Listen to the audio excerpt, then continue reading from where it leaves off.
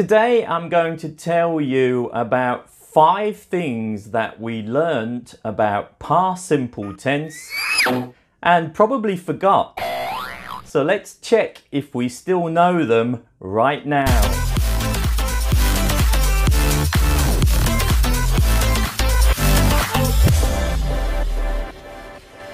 Hi everyone. Today I'm going to talk about 5 things that we learnt about past simple tense. But don't worry if you didn't learn them before, because we're going to start to learn them right now. 1. Every verb in English will have a base form. The base form is the original form, and it's sometimes known as the present form or the infinitive form. Now, the first thing that we need to know about past simple tense is if we have a regular verb, to change into the past simple tense, we need to add ed. But what is a regular verb? Well, a regular verb is a verb that follows the rules, and the rules in this case are always the same. The rule is to add ed. For example, I work today. In the past simple tense, I worked yesterday. You watch YouTube every day. You watched YouTube yesterday. It rains often. It rained yesterday. Can you hear that to change to talking about the past, a completed action that happened before, we need to add ed. Now, if you're not sure about the pronunciation of ed, don't worry.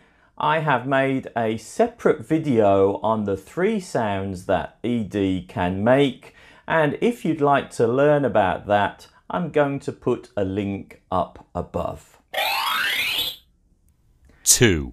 The second thing that I want to tell you is that if the verb already finished with an e, we don't need to add ed, we just need to make the ed finish by adding d only. Wow. For example, the past tense of the verb to like, which finishes with an e already, is liked. I liked the last lesson. The past tense of the verb to hate, which also finishes with an e in the base form, the past tense is hated. I hated learning math at school. We also need to understand what to do with verbs that finish with a consonant letter followed by a y. I mean by that verbs like study. Study finishes with d and y. In this case, you need to change the y to an I, and then you can add ed. Yesterday, I studied English. Another verb could be marry. Wow. Finishes with r and a y, marry. Last year, I married my sweetheart. Wow. And one more small group of words I should remind you about is verbs that finish with a consonant. For example, stop. In this case, we have to duplicate the letter P 2 times, and then we can correctly spell the past tense, which is stopped. Another example is with the letter G. For example, the verb to jog. Yesterday I jogged around the park. Can you see that the spelling is Gogged? We have to repeat the final consonant from the base form. 3. Now let me tell you about the third thing. Now there are some verbs in English that are not regular verbs.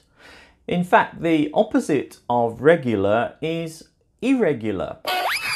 Irregular means they're not normal, they're not the same, they don't follow the basic rules. So in this case, when we change from the base form of the verb to the past simple tense, we don't add ed.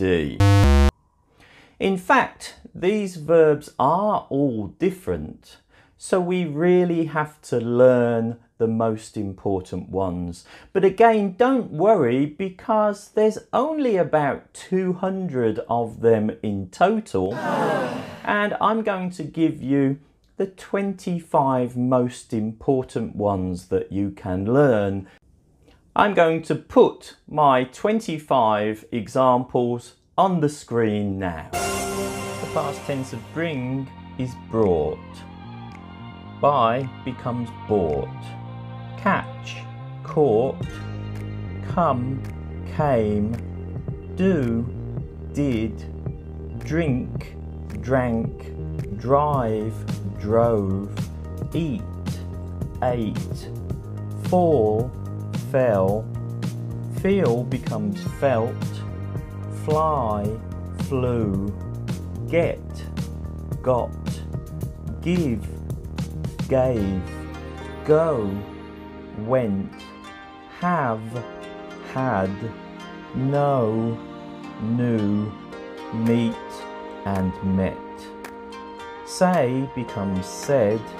See becomes saw. Send, sent.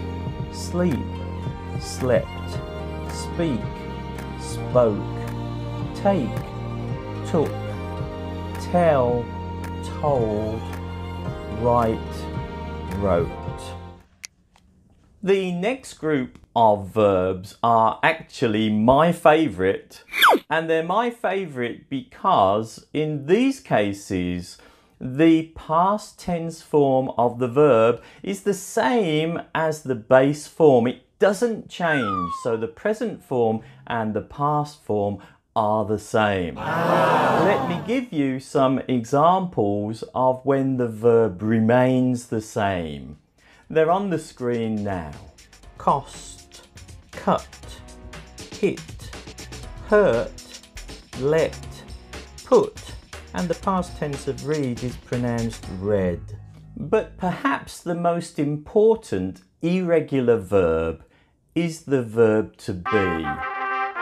The reason is that we use it a lot, and it's also important because it has two forms in the past tense. The verb to be in the present form, I am. In the past form, I was. You are. In the past form, you were. He or she or it is. In the past form, he was, she was, it was. We are or they are. We were or they were. So don't worry if you can't remember which one it is.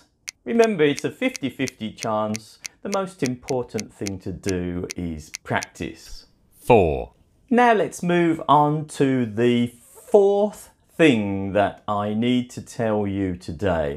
And that is how to make a negative statement, a no statement, using the past simple tense. In this case, we're going to put didn't in front of the base form of the verb. So, I didn't eat yesterday. You can see that using didn't changes it to the past form, and we're going to leave the verb, in this case to eat, as it was originally. Let me put some more examples on the screen of some negative sentences. You will see in all of these cases, we simply put didn't to make the sentence negative. Remember though, don't change the form of the verb because we've already made it into the past by saying didn't. The only exception to this is when we're using our old friend the verb to be.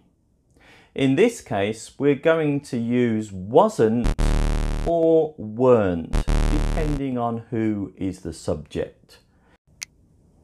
I wasn't late for lessons last week. You weren't in class yesterday.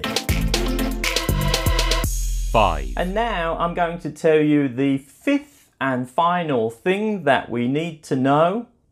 And this is about making questions in the past. In this case, we're simply going to put did at the beginning of the sentence, at the beginning of the question. For example, did you eat rice yesterday? Did you come to class yesterday? Did you watch YouTube last week? Did you visit your family last month? Did you celebrate your birthday last year? They're all examples of making a question in the past.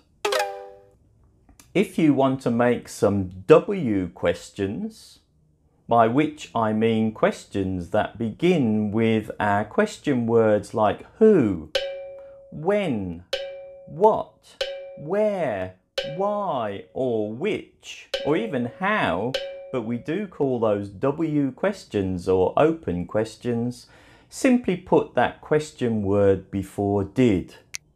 What did you eat yesterday? Who did you eat with? Where did you eat? Why did you eat there? And so on. And this is the way that we can ask questions in the simple past tense. Well everyone, those are the 5 things that we probably learnt before. Some of them we may have forgotten, but after watching today's lesson, I hope that you can remember all of them again, and don't forget to practice using as many of these as you can. For today's lesson though, thank you very much for watching. As usual, don't forget to subscribe, and I will see you again very soon. Bye bye. If you enjoyed that video, take a look at another one. And if you live in Bangkok, why not book a free trial lesson in your office or arrange for some online tuition? Just contact us at the email shown on the screen now.